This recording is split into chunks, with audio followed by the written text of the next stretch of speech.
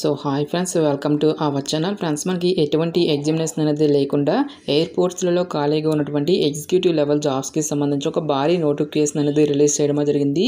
ఈ యొక్క నోటిఫికేషన్ ద్వారా టోటల్గా మనకి 1000కి పైగా వేకెన్సీస్ని రిక్రూట్మెంట్ అయితే చేయడం జరుగుతుంది. ఎటువంటి ఎక్స్పీరియన్స్ కానీ ఎటువంటి అప్లికేషన్ ఫీజు అనేది కూడా లేదు. జాబ్లో చేరగానే మనకి 27,000 వరకు కూడా శాలరీ అనేది రావడం జరుగుతుంది.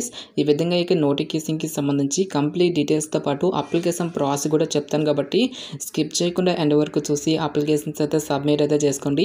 ఫస్ట్ టైం మన ఛానల్ని విజిట్ చేస్తున్నా కనుక సబ్స్క్రైబ్ అయితే చేసుకోండి. అదేవిధంగా పక్కనే వచ్చే బెల్ ఐకాన్ కూడా యాక్టివేట్ చేసి పెట్టుకోండి ఫ్రెండ్స్. మీరు ఇచ్చేటువంటి లైక్స్ అలా ఎంకరేజింగ్ అండ్ మోటివేషన్గా ఉంటాయి కాబట్టి సో ప్రతి ఒక్కరు కూడా వీడియోని లైక్ చేసి మీ ఫ్రెండ్స్ అండ్ ఫ్యామిలీ మెంబర్స్కి అయితే షేర్ చేయండి friends. Okay, let's start the video. So ఇక నోటిఫికేషన్ ద్వారా భర్తీ చేసినటువంటి పోస్టుకి సంబంధించి ఎవరెవరు అప్లై చేసుకోవచ్చు అని చూసుకున్నట్లయితే కనుక ఆల్ ఇండియన్ నేషనల్ సిటిజన్స్ అందరికీ కూడా మనకి ఈక్వల్ ఛాన్సెస్ అనేవి ఇవ్వడం జరిగింది. అంటే మీరు ఏ స్టేట్కి చెందినా సరే both male and female candidates ఇద్దరు కూడా ఈ యొక్క జాబ్స్కి అప్లై అయితే చేసుకోవచ్చు.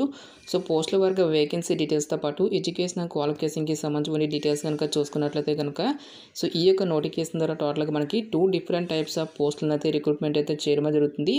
లైక్ మనకి సీనియర్ కస్టమర్ సర్వీస్ ఎగ్జిక్యూటివ్ ఉద్యోగాలు వచ్చేసరికి టోటల్గా 343 వేకెన్సీస్, కస్టమర్ సర్వీస్ ఎగ్జిక్యూటివ్ ఉద్యోగాలు వచ్చేసరికి 706 వేకెన్సీస్ని రిక్రూట్మెంట్ అయితే చేయడం జరుగుతుంది.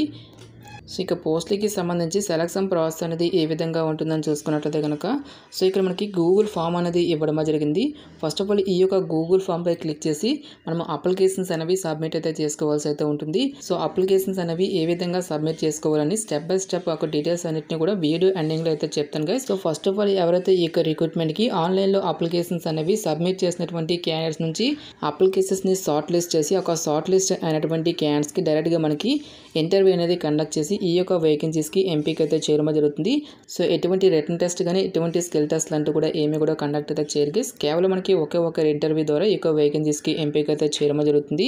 సో ఎవరైతే షార్ట్ లిస్ట్ అయినటువంటి క్యాండిడేట్స్ ఉంటారో ఒక షార్ట్ లిస్ట్ అయినటువంటి క్యాండిడేట్స్కి ఇంటర్వ్యూకి సంబంధించిన డేట్, టైము, ఒక వెన్యూకి సంబంధించిన డీటెయిల్స్ అన్నింటినీ కూడా ఫర్దర్గా మీకు ఇంటిమేట్ అయితే చేయడం జరుగుతుందని చెప్పేసి ఇక్కడ మనకి జాబ్ డీటెయిల్స్లోనే క్లియర్గా మెన్షన్ చేయడం జరిగింది. సో ఎవరైతే షార్ట్ లిస్ట్ అయినటువంటి క్యాండిడేట్స్ మాత్రమే అప్లికేషన్ ఫీజు అనేది కూడా పే చేయాల్సి అయితే ఉంటుంది. సో ముందుగా మనం ఎటువంటి అప్లికేషన్ ఫీజు అనేటువంటి కూడా పే చేయాల్సినటువంటి అవసరం అయితే లేదు. ఎవరైతే ఆన్లైన్లో అప్లికేషన్స్ అనేవి సబ్మిట్ చేసిన తర్వాత షార్ట్ లిస్ట్ అయినప్పుడు మాత్రమే ఈ యొక్క అప్లికేషన్ ఫీజు అనేది మనం పే చేయాల్సి అయితే ఉంటుంది. సో ఎవరెవరికి ఫీజు లేదని చూసుకున్నట్లయితే కనుక ex service man, SC, ST క్యాండిడేట్స్కి ఎటువంటి అప్లికేషన్ ఫీజు అనేది కూడా లేదు గైస్. ఈ యొక్క క్యాండిడేట్స్ అందరూ కూడా ఫ్రీగా అయితే అప్లై అయితే చేసుకోవచ్చు. సో రిమైనింగ్ కేటగిరీకి చెందినటువంటి క్యాండిడేట్స్ అందరూ కూడా 500 రూపీస్ అప్లికేషన్ ఫీజు అండ్ దాన్ని డిమాండ్ డ్రాఫ్ట్ రూపంలో ఇక అమౌంట్ అనేది పే చేయాల్సి అయితే ఉంటుంది. సో ఇక డీడీ అనేది ఏ పేరు మీద తీయాలని చూసుకున్నట్లయితే కనుక in favour of AI airport service limited payable at Mumbai అనేటువంటి ఈ యొక్క పేరుపై మీరు డీడీ అనేది తీసి ఒక డీడీ రిసిప్ట్ని కూడా మీరు అప్లికేషన్ ఫామ్తో పాటు కూడా పట్టుకొని వెళ్ళాల్సి అయితే ఉంటుంది. సో ఒక డీడీ రిసిప్ట్ బ్యాక్ సైడ్ వచ్చేసరికి మీకు ఫుల్ నేమ్తో పాటు మీకు మొబైల్ నెంబర్ అనేటువంటిది కూడా మీరు ఇక్కడ మెన్షన్ చేయాల్సి అయితే ఉంటుంది గైస్. సో ఎడ్యుకేషనల్ క్వాలిఫికేషన్ కనుక చూసుకున్నట్లయితే కనుక కస్టమర్ సర్వీస్ ఎగ్జిక్యూటివ్ ఉద్యోగాలకు వచ్చేసరికి 10+2+3 ప్యాటర్న్లో ఎవరైతే బ్యాచిలర్స్ డిగ్రీ అనేది కంప్లీట్ చేసినటువంటి క్యాండిడేట్స్ ఈ యొక్క జాబ్స్కి అప్లై చేసుకోవాల్సి అయితే ఉంటుంది. ఎటువంటి ఎక్స్పీరియన్స్ అంటే కూడా ఏమి కూడా ఉండాల్సినటువంటి అవసరం అయితే లేదు గైస్. సో మీకు ఎయిర్లైన్లో కానీ కార్గోలో కానీ ఎయిర్లైన్ టికెటింగ్కి సంబంధించి ఎక్స్పీరియన్స్ ఉన్నా లేదంటే డిప్లొమాకి సంబంధించి ఈ యొక్క రిలేటెడ్ బ్రాంచెస్లో మీకు సర్టిఫికేట్ ఉంటే కొంచెం మీకు ప్రిఫరెన్స్ అనేది ఇవ్వడం జరుగుతుంది. ఈ యొక్క సర్టిఫికేట్ లేనటువంటి క్యాండిడేట్స్ కూడా ఈ యొక్క జాబ్స్కి అప్లై అయితే చేసుకోవచ్చు. సో ఉంటే మనకి కొంచెం ప్రిఫరెన్స్ అనేది ఇవ్వడం జరుగుతుంది. దీంతో పాటుగా మనకి కంప్యూటర్కి సంబంధించినటువంటి నాలెడ్జ్తో పాటు ఇంగ్లీష్ అండ్ హిందీ లాంగ్వేజ్కి సంబంధించి మాట్లాడగలగడం నెక్స్ట్ మనకి రాయగలిగేటువంటి స్కిల్స్ అన్నీ కూడా మీకు ఉండాల్సి అయితే ఉంటుంది గైస్. సో ఈ యొక్క పోస్ట్లకి సెలెక్ట్ అయినటువంటి క్యాండిడేట్స్కి మంత్లీ వచ్చేసరికి మనకి 27,000కి పైగానే మనకి శాలరీ అనేది రావడం జరుగుతుంది.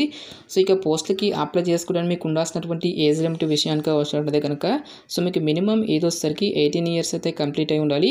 జనరల్ అభ్యర్థి అయితే కనుక 28 ఇయర్స్ వరకు కూడా అప్లై అయితే చేసుకోవచ్చు. ఓబీసీ క్యాండిడేట్స్ అయితే కనుక 31 ఇయర్స్ వరకు, ఎస్సీ ఎస్టీ క్యాండిడేట్స్ అయితే కనుక 33 ఇయర్స్ వరకు కూడా అప్లై చేసుకోవడానికి ఛాన్స్ అనేది కల్పిస్తూ ఉన్నారు. నెక్స్ట్ మనకి సీనియర్ కస్టమర్ సర్వీస్ ఎగ్జిక్యూటివ్ పోస్టులకు కూడా మనకి సేమ్ క్వాలిఫికేషన్ అనేది ఇవ్వడం జరిగింది. సో మరి ఏదైనా ఒక విభాగంలో 10+2+3 ప్యాటర్న్లో బ్యాచిలర్స్ డిగ్రీ అనేది కంప్లీట్ చేస్తే సరిపోతుంది. ఈ యొక్క వేకెన్సీస్కి అప్లై అయితే చేసుకోవచ్చు. నెక్స్ట్ మనకి fares reservation, ticketing, computerized passenger check in, cargo హ్యాండ్లింగ్కి సంబంధించి అట్లీస్ట్ 5 ఇయర్స్ ఎక్స్పీరియన్స్ అనేది కూడా మీకు ఉండాల్సి అయితే ఉంటుంది. సో క్వాలిఫికేషన్తో పాటు ఎవరికైతే 5 ఇయర్స్ ఎక్స్పీరియన్స్ అనేది ఉంటుందో ఆ యొక్క క్యాండిడేట్స్ మాత్రమే ఈ యొక్క జాబ్స్కి అప్లై చేసుకోవాల్సి అయితే ఉంటుంది. సో ఇక పోస్టులకి సెలెక్ట్ అయినటువంటి క్యాండిడేట్స్కి 28,000కి పైగా మనకి శాలరీ అనేది రావడం జరుగుతుంది. 18 ఇయర్స్ టు 33 ఇయర్స్ లోపు ఉన్నటువంటి జనరల్ క్యాండిడేట్స్ అందరూ కూడా ఈ యొక్క జాబ్స్కి అప్లై అయితే చేసుకోవచ్చు.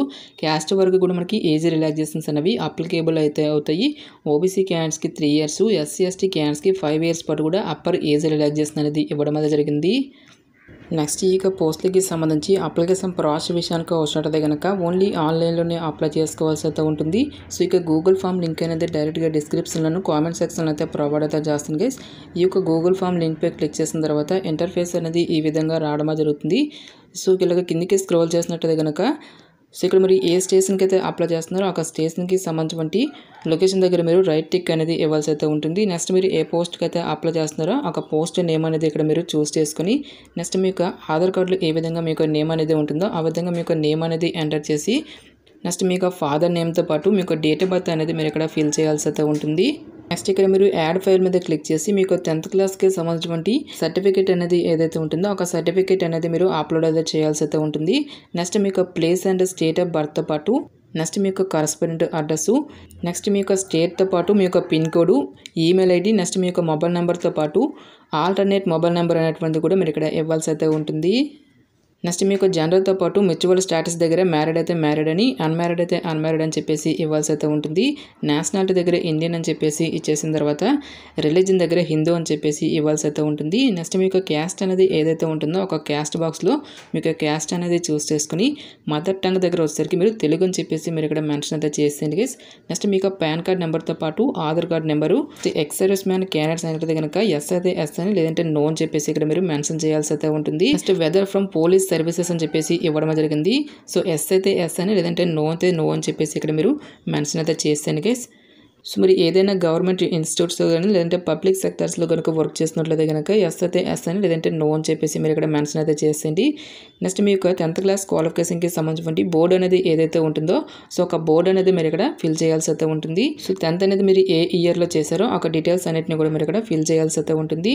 నెక్స్ట్ ఇంటర్మీడియట్కి సంబంధించిన బోర్డుతో పాటు ఇంటర్మీడియట్ అనేది ఏ ఇయర్లో కంప్లీట్ అయ్యిందో ఒక డీటెయిల్స్ అన్నిటిని కూడా మీరు ఇక్కడ ఫిల్ చేయాల్సి అయితే ఉంటుంది. నెక్స్ట్ మీకు డిగ్రీ అనేది ఏ యూనివర్సిటీలో కంప్లీట్ అయ్యింది ఆ యొక్క ఇయర్తో పాటు ఒక డ్యూరేషన్కి సంబంధించిన డీటెయిల్స్ అన్నిటిని కూడా మీరు ఇక్కడ ఫిల్ చేయాల్సి అయితే ఉంటుంది. నెక్స్ట్ మీకు డిగ్రీ క్వాలిఫికేషన్కి సంబంధించిన సర్టిఫికేట్స్ అనేవి ఇక్కడ అప్లోడ్ అయితే చేయాల్సి అయితే ఉంటుంది. సో అదర్ ఎడ్యుకేషనల్ క్వాలిఫికేషన్స్ అనేవి ఇస్తే ఇవ్వండి లేదంటే స్కిప్ అయితే చేస్తాను గైస్.